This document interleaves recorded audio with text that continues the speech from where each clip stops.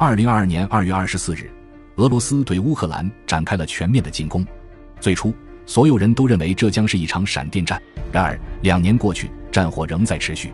对俄罗斯来说，这是个糟糕的结果。一场战争让人们意识到，俄罗斯已经不复从前的强大，俄罗斯的国际地位受到了严重的影响。虽然中国并没有卷入战争之中，可看到俄罗斯如今的遭遇，也不免令人担忧。一个国家的生存始终要面临重重风险。今日俄罗斯所面临的一切，也让中国得到了4个启示。俄乌战争为中国带来的第一个启示是，必须要重视情报的价值。在人类战争史上，情报战一直都是很重要的一环，谁能掌握更多的情报，谁就能够把握战场的态势。俄罗斯在战场上节节失利，和他们情报的过量泄露有着很直接的关系。当初，俄罗斯进攻乌克兰不过1个月，便遭到了迎头痛击。乌克兰在极端劣势的情况下，还能够组织起战略反攻。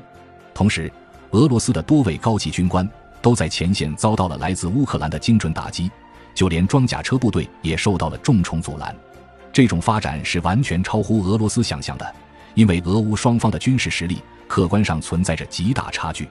按理说，乌克兰不可能对俄罗斯实行如此精准的打击，但问题在于，乌克兰背后有着以美国为首的西方势力的支持。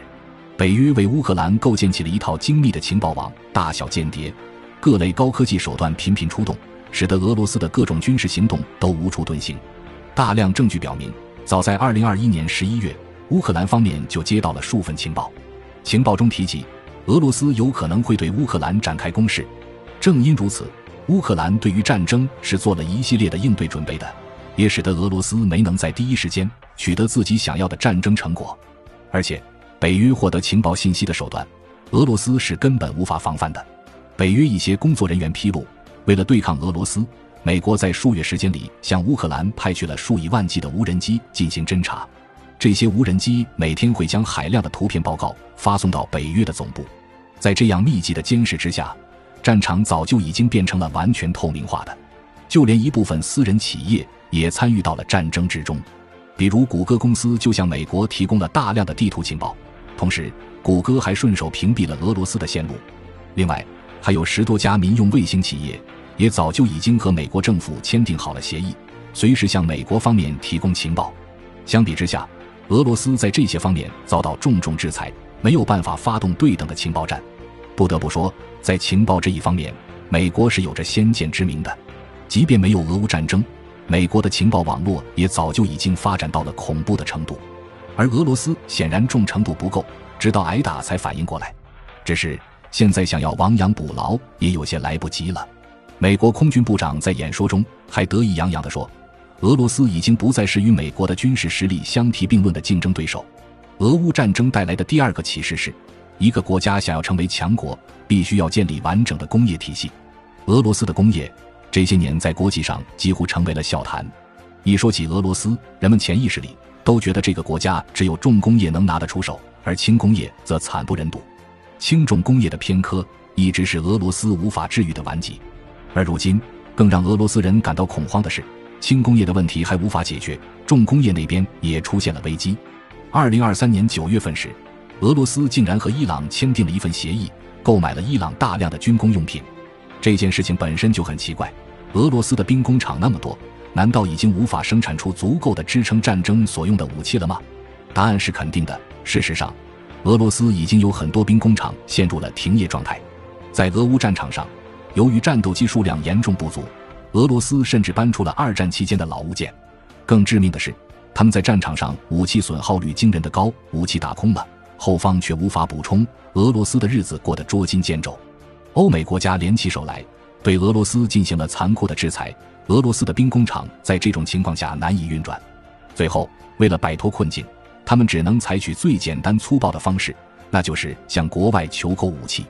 不过，一旦到了需要向外国购买武器的地步，国家的处境就极度令人不安了。若有一天，欧美继续加大制裁力度，连伊朗这些国家都无法对俄罗斯兜售武器的时候，俄罗斯又该怎么办呢？相比之下，乌克兰并不用担心武器的问题。虽然乌克兰国内的工业比俄罗斯更加奄奄一息，可为了对抗俄罗斯，欧美总会源源不断地向乌克兰输血，确保乌克兰比俄罗斯撑得更久。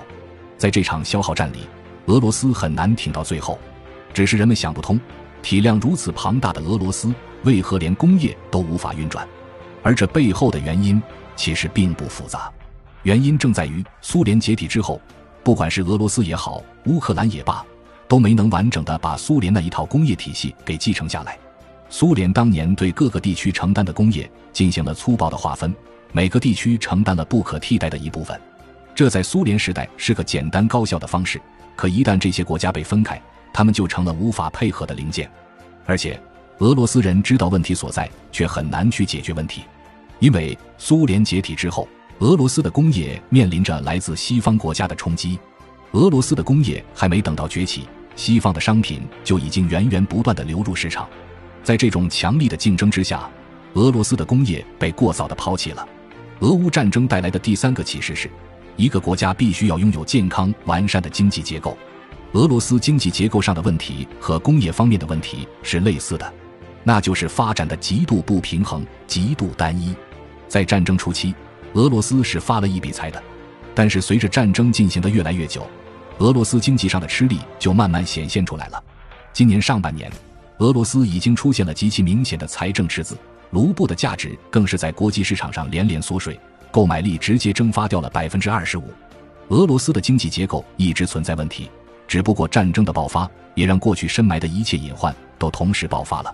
从俄罗斯过去的经济调查报告中就可以看出，第一产业也就是农业生产所贡献的 GDP 只占了 4%， 第二产业制造业在 GDP 中也占只有 15%。 这充分说明俄罗斯的农业和工业在苏联解体之后都没能得到稳定的发展。而第三产业就更不用说了，俄罗斯长期以来遭到西方国家的制裁，想发展旅游业、服务业也并没有足够的空间。那么俄罗斯的 GDP 又是靠什么来支撑？答案是能源。在人们的印象里，俄罗斯是个虽然地域广阔，但是大半国土处在冰天雪地之中，土地贫瘠的国家。但事实和人们的印象却恰恰相反，俄罗斯的土地上也许长不出足够的粮食，但土地之下却埋藏着巨量的自然资源。俄罗斯的自然资源储备可以胜过世界上任何一个国家。正因如此，多年来对于自然资源的开采出售一直是俄罗斯的主要经济来源之一。在战争之前，通过与欧洲之间的能源交易，俄罗斯大发横财，也正是这笔钱掩盖了俄罗斯国内的种种弊端。就连美国方面提供的数据也显示，哪怕战争消耗了如此巨大的财富，俄罗斯也完全可以凭借地下的能源继续支撑50年。可是一个经济健康运转的国家绝不可能以能源开采作为经济的核心。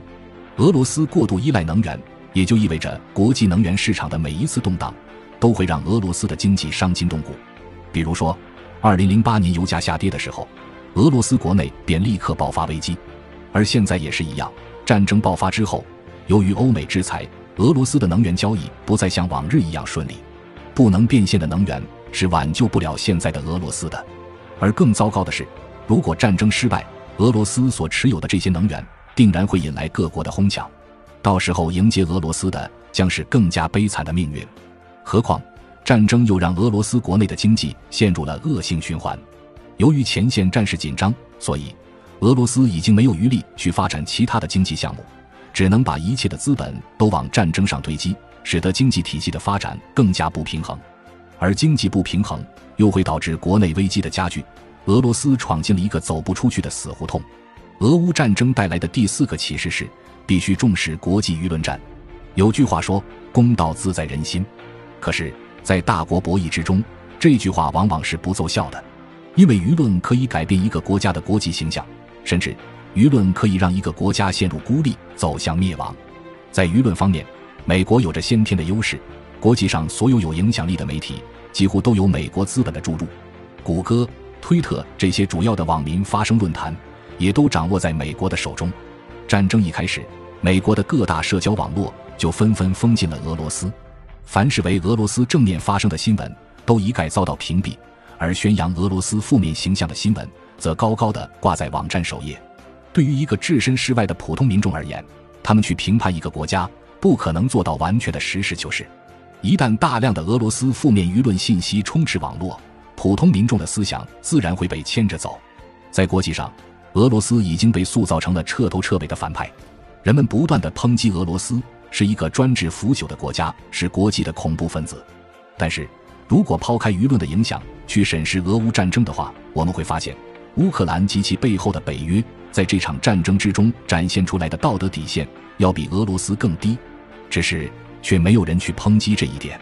因为所有的罪恶都在新闻之下被完美的掩盖起来。纵然有记者想要去挖掘真相，可是一两个人的声音终究太小，久而久之，在民众的心中，反对俄罗斯成为了绝对的正确。